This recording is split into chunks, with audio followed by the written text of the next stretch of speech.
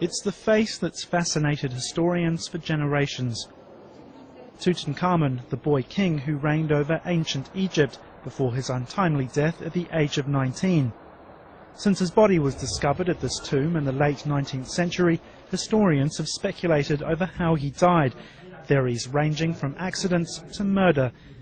Now, though, after supervising a new study that involved CT scans and DNA testing, Egypt's larger-than-life antiquities chief says he has the answer. Researchers also examined 10 other royal mummies and found that Tutankhamun's father was almost certainly the renowned king Akhenaten. Previous theories that Nefertiti was his mother were also ruled out. Those who carried out the study say it offers the strongest evidence to date on the boy king's origins. When you look at what's published on the subject today, everyone has a different opinion because until now we've not found scientific proof.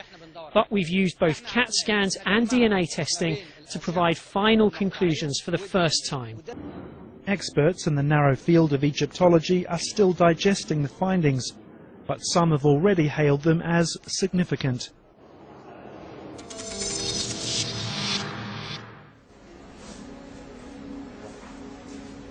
They're trying to collect the samples for DNA testing, and ancient DNA is really difficult to get because it's ruined, so there's issues of contamination. So if someone's particle of someone's skin fell into a sample, a bit of hair, eyelash, anything, it could contaminate the sample that they're testing. In that case, you might get our cameraman's DNA instead of the mummy, so we've got to be careful. Carefully, This is the best preserved mummy I've seen, because there's some beautifully preserved mummies that then have been damaged by tomb robbers, like the elder lady. She's beautiful, but all this part is gone because tomb robbers have damaged her. Whereas these mummies were in a tomb that was intact, and so they were never disturbed, and they're in amazing condition.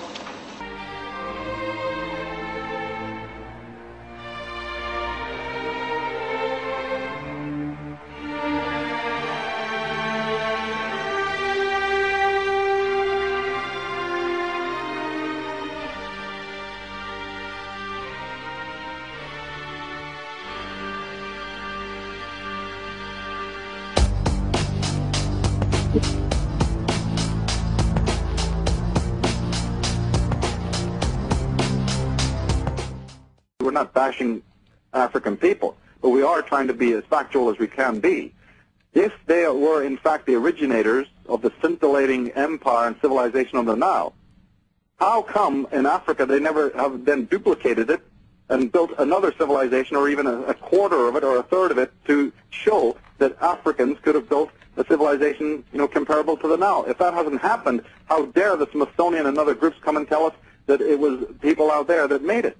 It's a completely hideous travesty of the truth. But they will literally pull out any, chimera to hand you, because they'll do anything to cover up the connections between the East and the West and the true story of these migrations and what the old Irish annals that I read mention.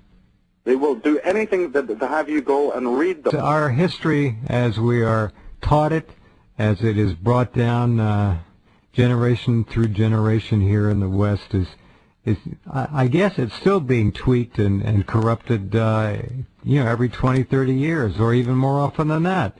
A sentence here, an inflection there, in the printed text, so to speak, and you've got a different view. I mean, it must be amazing to go back and do what you do to find out what really happened. It must be also very discouraging at times. Re-explore the whole question of Egypt and the whole question of the movement of the races, and how did that pyramid get there? How did this civilization, how did it actually get started, and who was the people who started it? And then we have all of the other lie mechanisms, of course, which you have to negotiate and plow through. There's a whole cult since the 1970s, funded by the United Nations, of the Afrocentrists who try to convince the world, and have done a pretty good job doing that, of that, it was the Africans who created the Nile civilizations. And there's not that there's no real hard evidence for that, but yet that was picked up by the media and by the Smithsonian and the National Geographic and all of these other orgs, which are highly suspect. Yeah. And they pushed this for all they're worth, and it's not sustainable. But Correct. At the same time, you're stuck with having to then rebut it, and these latest discoveries do rebut it.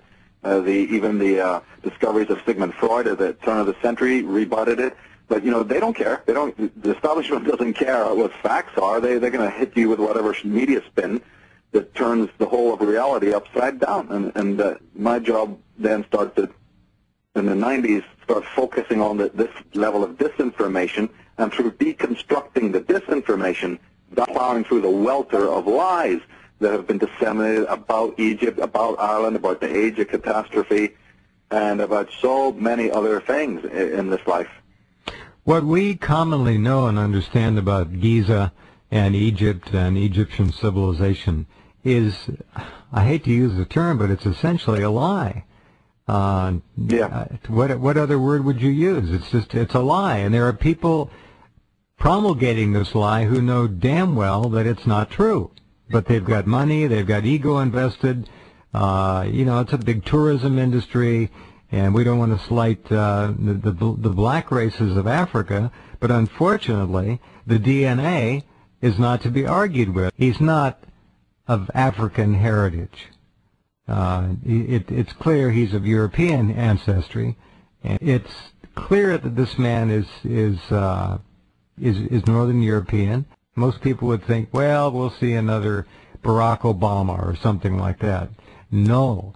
And Obama trying to claim ancient Egyptian heritage amuses me to no end. I forget which pharaoh he claims to look exactly like, but it all gets to be out of hand. Yeah, he was claiming to look like Amenhotep IV, who's known as Akhenaten. That's considered to be, that's Tutankhamun's father. So that could change, but the consensus is that Akhenaten was Tutankhamun's father, and Nefertiti was the mother of Tutankhamun. There's other scholars, of course, have different takes on this, but that is the general idea until new evidence comes forth to change that. And Nefertiti is a very important character, because she has been the one, in fact, of that particular dynasty, that particular family, that many scholars through the hundreds of years have suspected was of Western ancestry. So to find out now through the most up-to-date science, DNA science, that in fact her son is directly, non-negotiably of Western ancestry, is a huge vindication. The gods Ra, the god Osiris, the god Horus, all are later descendants of Nordic and British or Irish, if you're using the pure sense. I don't just mean Ireland when I say Ireland. I mean the Druids, the Arya, the High Arya, who had colleges throughout the world. Well, those colleges, as the Irish annals and the ancient legends of Ireland confirm, were all over the world, right down into Egypt. But the legends have always been taken for legends, and the myths have always been taken for myths. Why? Because those are talismanic words. You put the word legend on something and people dismiss it. This is much more deep than just finding cocaine in the tombs of the mummies, or pictures of elephants in South America and parrot feathers in Egypt and all of this other stuff that's come up anecdotally over the years. This is absolute vindication for those people who said, no, it's not just that these people visited or being thrown out, like you asked earlier, moved westward in a vain attempt to find a new home. No, this shows that their origin originally, not visitation, but their ancestry came from the West in a direct west to east movement. That blows the whole thing wide open. And I'm glad you put the pictures up, because remember, Zahi Hawass adamantly refused to release this information when it came out. It's not official. This was leaked by people on the team and from behind the scenes silently. The head men adamantly said, it's in the report, I have it. It says, I will not release it They were so frightened of what this means for the Afrocentrists and all of the other bogus stuff that's come out from the universities, and what the people will realize when they find that this there's no merit in it. So there's a complete clamp down. Yeah, I got it. That you're putting up in the article is completely leaked. Wow. What does that tell you? Yeah, it tells me